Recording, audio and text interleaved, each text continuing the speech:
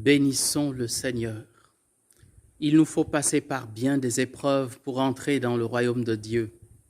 C'est ce que disent Paul et Barnabé, Actes chapitre 14, verset 22, et ils savent de quoi ils parlent.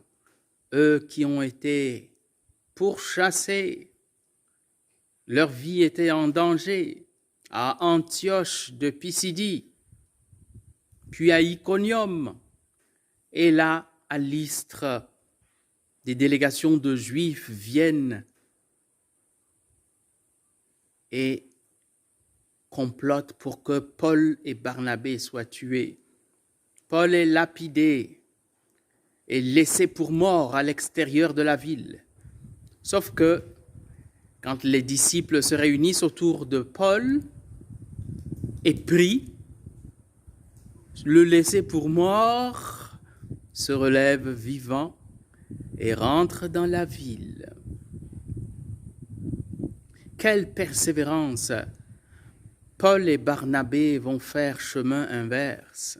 Lystre, Iconium, Antioche de Pisidie, où ils étaient en danger, affermissant l'Église qu'ils ont mise en place, qu'ils ont plantée, et instruisant les fidèles et instituant des anciens presbytéros, ce qui a donné prêtres, en charge de la communauté,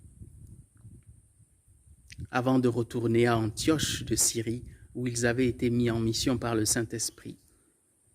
Comment, dans temps de persécution, garder le cap? Eh bien, il y a un capital important qu'il nous faut garder avec nous, c'est la paix. En Jean 14, 27, le Seigneur donne cet héritage. Je vous laisse la paix. Je vous donne ma paix. Je ne la donne pas à la manière du monde. C'est bien la paix du Christ, la paix avec Dieu, la paix du Prince de la paix véritable.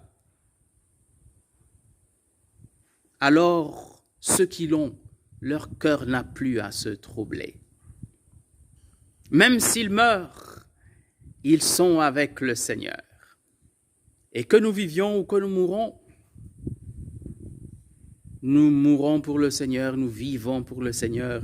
C'est avec le Seigneur, c'est au nom du Seigneur.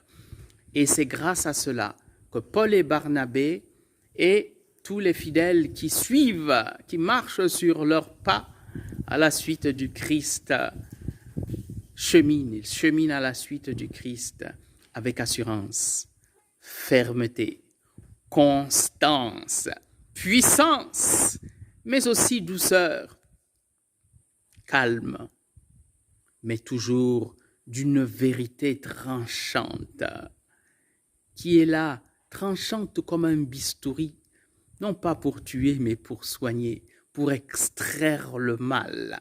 C'est le tranchant de l'épée de l'esprit. Que le Seigneur nous donne sa paix. Et que grâce à cette paix, nous puissions endurer les souffrances, les persécutions, pour la gloire de Dieu, pour notre salut et le salut de nos frères. À lui toute gloire éternellement. Amen.